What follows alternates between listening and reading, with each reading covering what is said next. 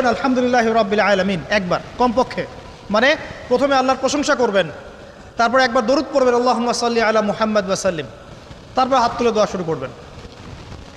বৃষ্টি পড়ছে, দোয়া শুরু করে দেন, দোয়া কবুল হবে ইনশাআল্লাহ। আজান দিয়েছে, আজান এবং একামতের মাঝখানের সময়টা আছে, এই সময়টা কাজে লাগান, দোয়া কবুল হবে ইনশাআল্লাহ। নামাজে দাঁড়িয়েছেন, সেজদায় গিয়েছেন, সেজদায় দোয়া করেন, দোয়া কবুল হবে ইনশাআল্লাহ। প্রশ্ন করে অনেকে যে ভাই সেজদায় কি বাংলায় দোয়া করা যাবে? হ্যাঁ যাবে, যদি আপনার নামাজটা নফল নামাজ হয়। কোন নামাজ হয়? ফরজ নামাজে করবেন না, নফল নামাজে করতে পারেন ইনশাআল্লাহ। সেজদায় বান্দা আল্লাহর সবচেয়ে কাছাকাছি থাকে, এই সময়ে বেশি বেশি দোয়া করতে রাসূল সাল্লাল্লাহু আলাইহি ওয়াসাল্লাম তাগিদ দিয়েছেন। দোয়া করলে ডাইরেক্ট কবুল হবে ইনশাআল্লাহ। পিতা মাতার খেদমত করে দোয়া করেন, দোয়া কবুল হবে ইনশাআল্লাহ। এখন তো পিতা মাতার খেদমত মানুষ করতে চায় না। এটা সেই যুগ যে যুগে পিতা মাতার সাথে দাস দাসীর মতো আচরণ করা হয়।